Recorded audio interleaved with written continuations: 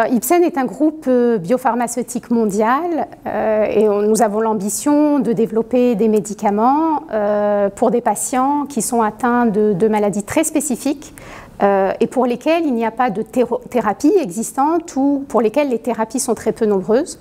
et ce dans 3 domaines thérapeutiques: l'oncologie, les maladies rares et les neurosciences. Le traitement du cancer est dans l'ADN d'Ipsen. Nous avons une expertise historique dans ce domaine et nos engagements portent sur les maladies, les tumeurs neuroendocrines, le cancer du sein, le cancer de la prostate, le cancer du foie, du rein et du pancréas. Scientifiquement, il a été prouvé que l'environnement dans lequel on évolue, l'environnement dans lequel on vit,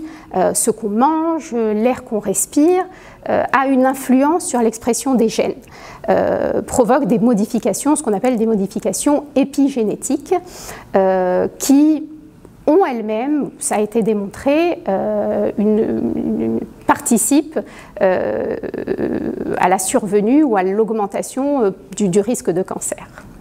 Alors, nous nous sommes engagés dans la compréhension des maladies épigénétiques et plus récemment, très récemment, cet été, nous avons acquis une société, la société Epizyme, qui est une biotech américaine qui développe des thérapies innovantes en épigénétique.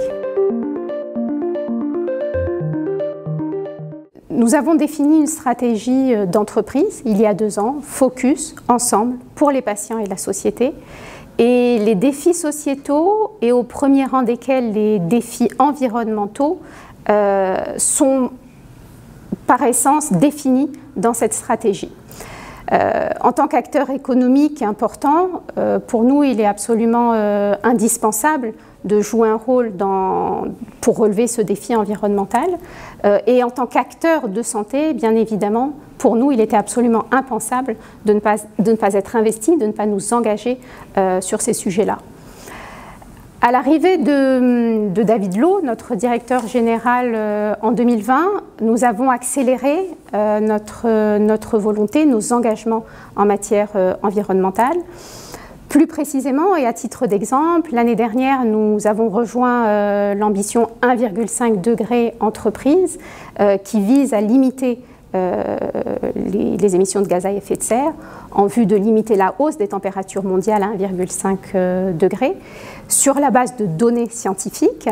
Et il y a à peu près 3 semaines, notre démarche, nos objectifs, notre feuille de route a été validée par un organisme indépendant, international, le SBTi. Mais pour nous, et je devrais dire plutôt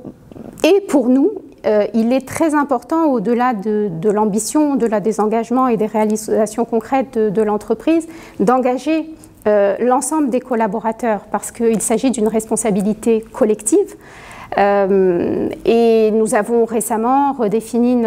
ou précisé notre stratégie en matière de responsabilité sociale et environnementale à travers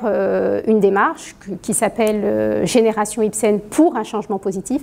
et dont l'objectif est d'embarquer l'intégralité des collaborateurs sur ces sujets environnementaux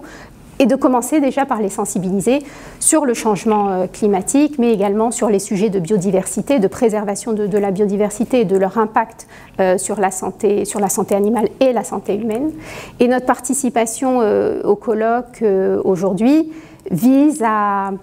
participer à ce mouvement de sensibilisation de tout un chacun.